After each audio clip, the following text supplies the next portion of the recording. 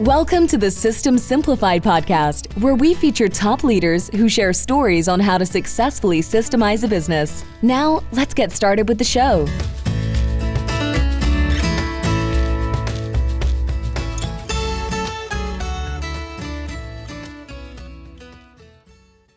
Hello, Adi Klevit here, the host of the System Simplified podcast, where I feature top founders, entrepreneurs, and thought leaders about systematizing a business. And today's episode is being brought to you by Business Success Consulting Group, where we create, document, optimize, and implement processes and procedures so businesses can grow and thrive. And today's guest is Glenn Poulos. Hi, Glenn. Hello, Addie. Great to be here. Thanks for having me. Yes, great to have you. So, Glenn, we're going to have a conversation that I'm really looking forward to because we're going to talk about how to get, act, and stay in front of your clients, which is always a topic that entrepreneurs want to hear about. But first of all, I'm going to read your bio so the listeners can see that you don't only talk the talk, you also walk the walk, and with your experience and expertise. So it's pretty impressive. So you are three-time startup entrepreneur and seasoned strategist with two successful exits. And that's the dream of every entrepreneur, right? Is to have that exit. Indeed. So not once, but Yes. twice, which is very good. Yeah. And you are the multiple international award-winning author of Never Sit in the Lobby. It's a great name for the book. And you are known for blending sharp sales discipline with a human rapport-driven approach to leadership. You continue to build your third company, and when you're not working, you perform as an in-demand charity DJ. That's right. That is pretty cool. That is pretty cool. Any specific type of music? Well, whatever the crowd wants, because usually I work for nonprofits, and so sometimes it's an old crowd, sometimes it's a young crowd. It So you do the depends. And sing, the yeah, DJ. yeah, Okay, great. yeah, yeah. And you're a proud dad dog dad of Pierre and Jean-Jacques. Yeah, that's right. I have 5 kids as well, but they're all grown up, so now I pay attention to the Frenchies only. Okay, all right. All right, Glenn. So what were your businesses that you started and exited? Yeah, so I started in the wireless telecom space back in 1991. I'd been in general purpose electronics. I saw an opening in the new cellular world that was opening up in the late 80s. And I saw a chance to start a new company. I approached the company I worked with about partnering with me. They said no. And so I left that job and I started out on my own and worked to help build the Canadian cellular industry. So the towers, the radios, all that stuff, not the phones themselves, right? And sold the company after 15 years to a public company and had a chance to a year later to sort of do it again. Similar business, similar market, but much more focused on the technology wise. And I managed to run that company for another 15 years. So 2007 to 2022. And again, I was lucky enough I was able to sell it to a private equity firm out of the US, excuse me, and I went to work for them for a couple years, but kind of saw the writing on the wall that, once you sell the business, your time is sort of limited at the new company, right? And so I wasn't really ready to hang up my hat, and I didn't like the cold up in Canada, so I decided I was going to get my US visa, buy a business in the United States, and move to Florida and try it a third time. But I didn't want to be competing against my employer because it was a very North American business, and so I decided to switch industry. So I went from wireless telecom to the power industry, and so the businesses run the similar.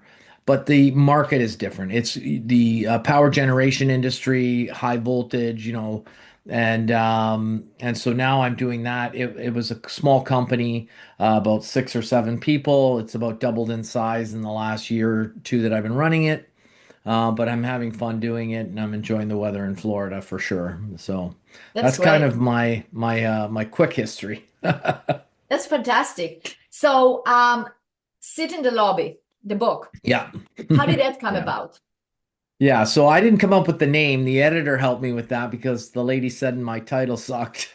And What I was had your a title? I'm just I curious. can't even remember. It was like sales factors, how to sell, right? Or something. I don't know. It was something. She said it was awful. And Okay. so I'm like, okay, what do you suggest? And she said, well, your titles are fun.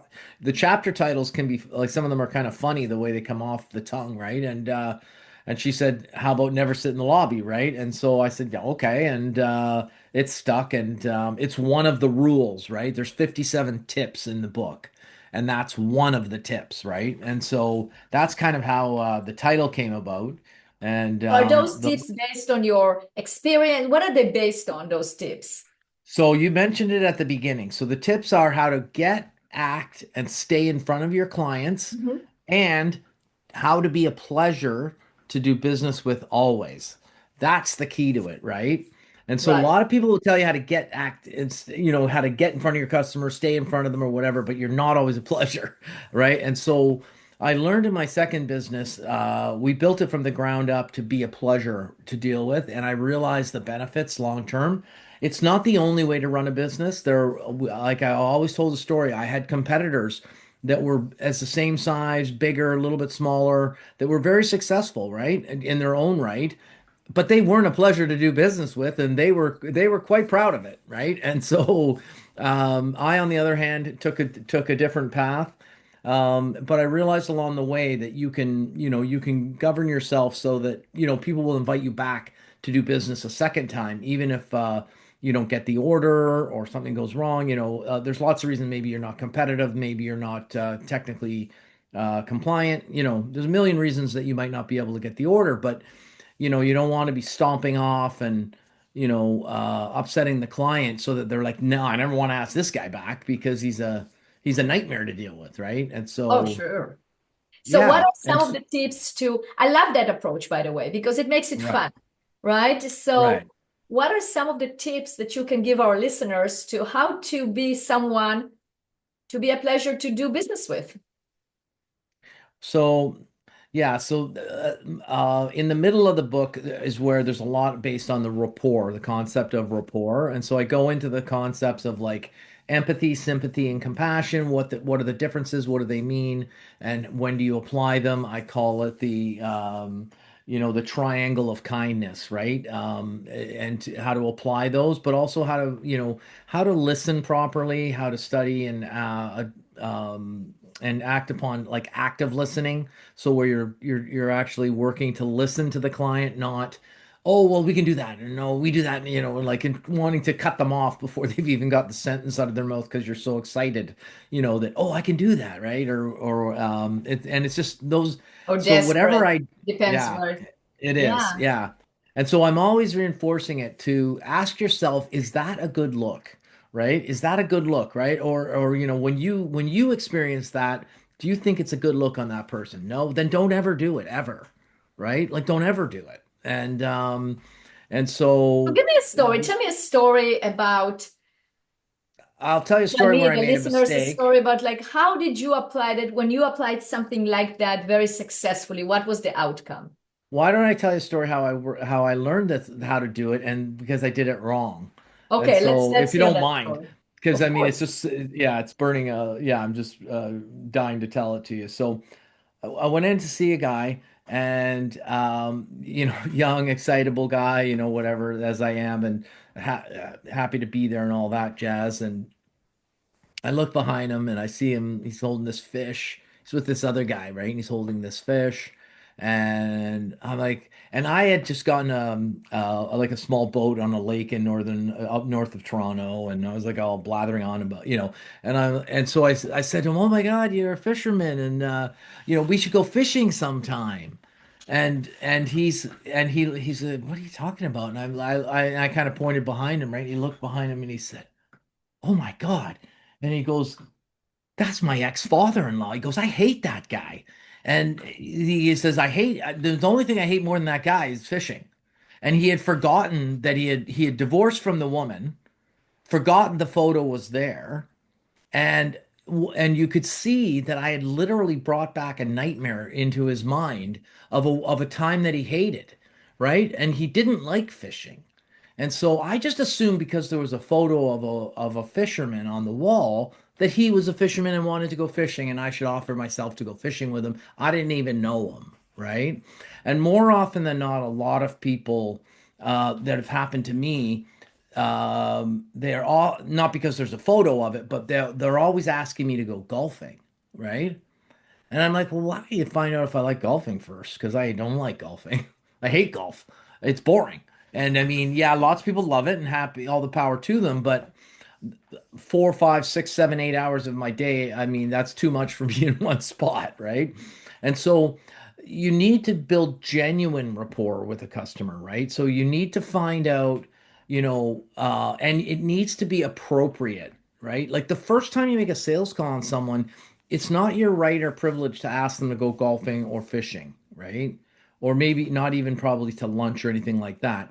You have to apply these things in a manner that's appropriate and commensurate with the level of what you've established in a genuine manner, That's right? true. And yeah. And so, because otherwise it can come across as like slimy or, whatever like distasteful word for a salesperson you can come up with. It comes across like that, right? And yeah. And so the other thing is, um, in order to establish genuine rapport, you really do need to practice the art of active listening, right? Right. And so there is a what do you call it? Not a quiz, but a challenge in the book on how to do active listening, where I challenge people to go home with their spouse and they're only allowed to say like 5 things. It doesn't matter what their spouse says, they can only say one of 5 things, which is like, oh, really? Oh my God, what happened next, and how does that make you feel? And they're like that. I can't get through a conversation with my wife or husband with that. That's not possible. I go, actually, you can. They won't know you're doing the quiz, right? So just try it, right? And just watch what happens, right? And so it's like you go home and like obviously for me it would be the wife or whatever, and she's like, oh, I saw Sally today, and I'm like, oh, really? What happened? What happened, right? She's like, oh, well, oh, she was in this bad mood. I'm like, oh my God, no way. And then what happened next, right? And then she's like, well, she was giving me crap about missing the such and such. Like, oh my God, how'd that make you feel? And she goes, I was so mad. And then at the end of it, she's like, "Oh, it was so nice talking to you about that today," right? And what happens is like because you're never trying to contribute anything to the conversation because the person isn't interested in hearing what you have to say. But those ways you talk to them allow them to get everything off their chest, which is really what they want, right? And so, active listening is the art of probing people to find out what's really going on and what they really need and want and only when you've established all of that do you start to position yourself in a manner to make them feel the way they want to feel by giving them the product or service that they can solve that problem, right? Yeah. And so those are some of the tips and tricks like on that section that I go over, right? And yeah. So how did you get into this space of helping other entrepreneurs? What motivated you to do that? So, uh, well, in the early 80s, I started learning from the mentors in the company I work for, and I realized that they were practicing behaviors that got them good results, right? So and there were other guys that were doing the wrong things, and so I started writing them down in this little book and giving them funny names and and then something would trigger a memory or when I'd be talking to another salesperson or somebody that, at a trade show or whatever, I'd like, oh, that reminds me of this thing. And they're like, they would laugh and they're like, oh my God, you should come and tell those stories at my sales meeting. That would be hilarious, right? And so I was always telling them in a meaningful way. And so once in a while I go to sales meetings and I'd share them. And then people are like, oh, you should write a book, right? And of course I was far too lazy to ever sit down and write a book. And until the March 20th, 2020, when the pandemic hit, and in Canada, we were locked up for like a year, right? We couldn't leave our homes and except to go to work and come back, right? And or some people were forced to work at home. And so I thought, what better time to actually, write that book? And but just through sharing them or what have you, I would, people would ask me to come and speak and things like that. And eventually, I did get the book written, and and then some more people ask me to come and speak, but it's not a job, right? Like most of it I do, I give it back freely and generously, and I get a lot out of it and I enjoy it. I have a day job, right? And so I'm not trying to like be a circuit speaker. That's not my goal. It's just really to share it. And then I joined some mentoring groups where there's like 8 or 12 entrepreneurs. I'm usually in the entrepreneur cohort where you meet monthly or quarterly, tech groups, entrepreneur groups, right? And each one contributes something to each meeting, and oftentimes my stories would come out, and they'd ask me to come and talk to their businesses, and that's kind of the genesis of all of it. Yeah. That's wonderful. That's wonderful, Glenn. Well, if our listeners would like to learn more about you, where can they find information about you? So they can go to my website. There's a bunch of stuff there, glenpoulos.com. But if they want to like ask a question or connect in some way, LinkedIn is the best way. I'm there all the time, and I'm a top voice I share every day on LinkedIn, and happy to connect with them and converse with them on any topic they want. So Fantastic. Now, here's a question that I like to ask um, sure, my guests. We are all about systems, and you right. had two successful exits and now on your third entrepreneurship. Why are systems so important for businesses from your perspective? Processes, procedures, written processes that are being followed. What's the difference between a business that has that and doesn't have it? Well, I learned the hard way, through the school of hard knocks, what it's like to not have systems, right? In the first company, I didn't have any systems. Later, we ended up putting in ISO 9000 or whatever, so we had to document everything. But that wasn't really like the systems that I learned later. So the first company it was, a training ground. The second company I started in 2007. It wasn't until 2019 that I learned about the systems and processes. And so we had almost went bankrupt in 2019. And we ended up having to, as the story goes, we went from 80 people to 29 people in one day. And so it was a massive restructuring that had to occur. And that's a whole other episode and story. But everybody landed on their feet, and we sold off a division and everything, et cetera. But that was where I learned about the concepts of structure first, people second, right? And getting processes in place and then putting the right person in the right seat. And I realized that I was putting the cart before the horse, right? The tail was wagging the dog. In other words, so you'd be sitting around the room, and you're talking to the accounting person, and then the warehouse manager or whatever, and you need a director of finance, and you're like, well, Sally's the accounting manager. We'll make her the director of finance, right? Like, well, what you need to do is set the structure of your business first, and then put the right people in place.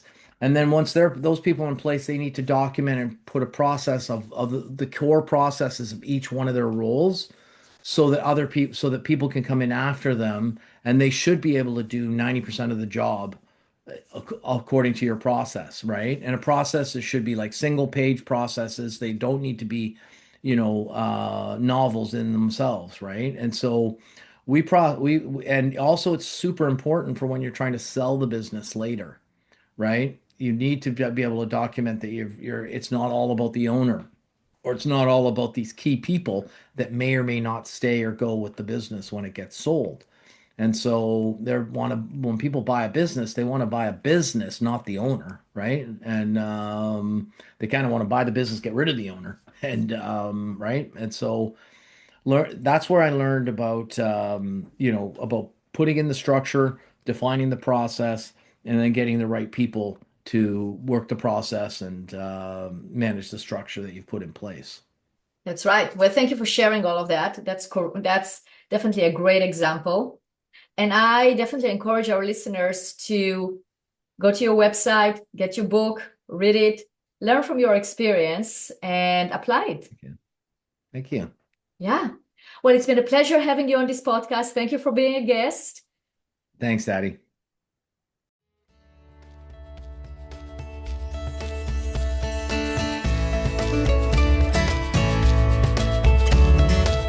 Thanks for listening to the System Simplified podcast. We'll see you again next time, and be sure to click subscribe to get future episodes.